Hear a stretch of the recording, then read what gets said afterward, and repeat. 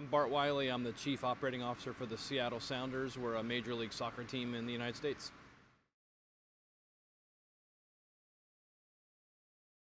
Sure, we play in CenturyLink Field. It's a downtown facility in downtown Seattle. It's a 68,000 multi-use venue. We are a tenant in the building. The folks who own the building, play in the building, are the Seattle Seahawks, the American football team there. But we have played as a Major League Soccer team in the stadium since 2009. We tarp off some of the upper bowl, but our capacity we play to mostly is about 44,000 people per match.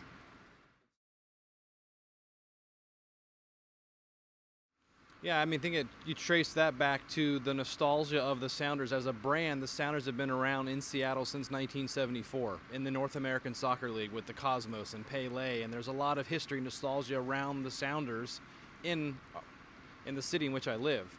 Why have we been able to do what we've been able to do? That's a popular question we get asked. Ownership said, we are going to be the best.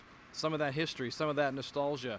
We have really tried to create a major league thing which our city really, really likes. Seattle is a unique city. I think the folks in Seattle like things that are unique.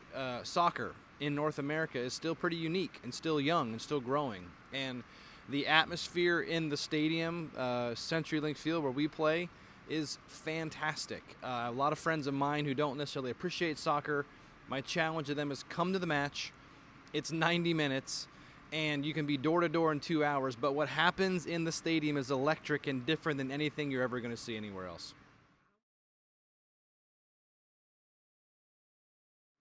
Yeah, a lot. I mean, right now, in late June, we're sitting around discussing what ticket pricing will be in 2018 in order to lock it in to go out with our renewals in August of this year. So in July of 2017, we are finalizing pricing for 2018. It's a pretty fascinating flow.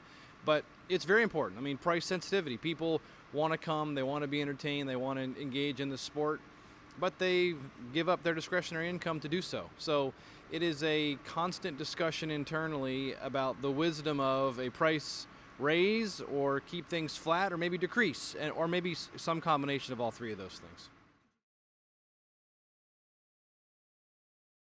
Prices are anywhere from low 20s up to high 70s as far as season ticket pricing goes. We gave the folks who bought a season ticket with us in 2009, the inaugural season ticket holders, they receive a better discount by nature of being a season ticket member than the people who purchased in 2010.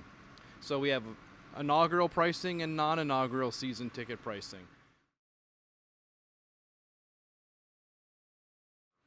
Yeah, we don't talk publicly about our renewal rates, but they've been very, very good for league as far as the league standards go. Last year was our lowest renewal rate ever, perhaps a byproduct of the fact that when we went out with renewals, we were in the middle of a 12-game winless streak. Now, ironically, we turned things around after renewals and we went on to win MLS Cup. So we're hoping that plus some better team play this year when we are renewing is going to lead to a better renewal rate heading into 2018.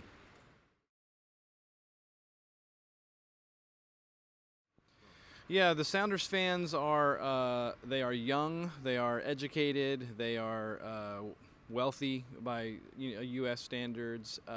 They are very tech savvy. It is a young, vibrant. The economy in Seattle is booming at the moment, and there's a lot of tech in town and coming into town. So our fan base kind of skews that way. A website home called GeekWire, and there's the GeekWire Sports Tech Summit that the Sounders, our ownership group, loves tech, loves how that intersects with sport. That summit is going on right now. A lot of that is featuring our head of sports science. So our team side, like many teams in Europe, is really applying the principles of sports science and data technology and how that affects play and players.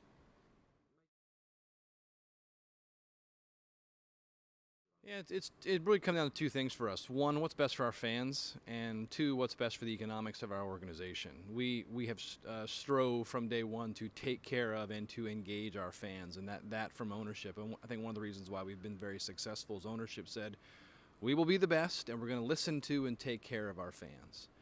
So that's tricky, but that's what we strive to do. So we too are looking at SeatGeek. We're looking at a lot of other companies as well, and we're going to make a wise decision based upon what's best for our fans and what's best for our business.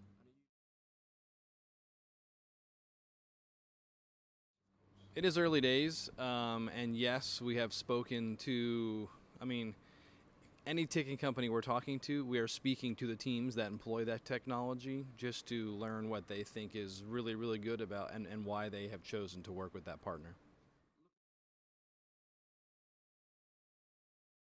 Yeah, I mean, so we've made an effort the past year and a half to look harder at premium with again the way the economy in Seattle is growing. A lot of new businesses are in town. A lot of folks pouring in to work at Amazon, and there's a lot of discretionary income in a city that's very wealthy at the moment in Seattle. So, we have looked harder at that and made more efforts to go out to the business community.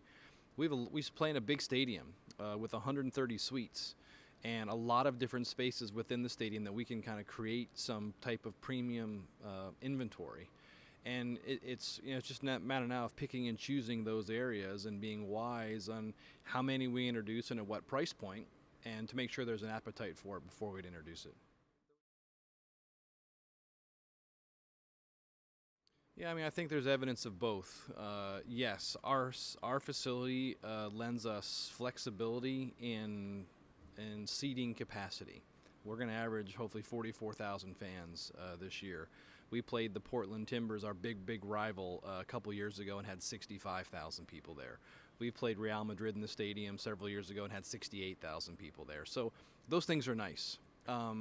But there are games where a week or two, 10 days out, we are still struggling to sell tickets to get to our capacity. Whereas if we were in a 20,000 seat soccer specific stadium somewhere, we're not going to have those problems.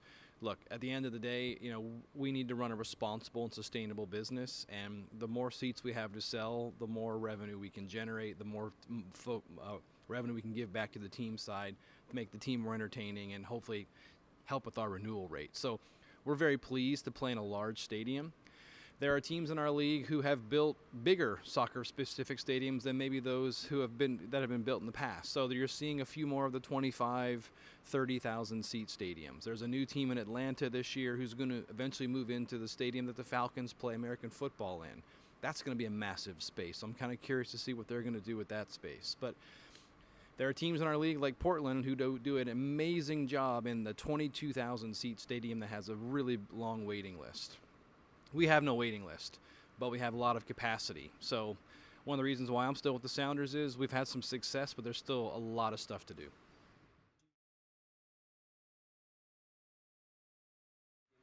Yeah, we have a long-term deal where we are. We like where we are. We like being downtown. We like partnering with the Seahawks and CenturyLink Field. So never say never, but it's not going to be anytime soon.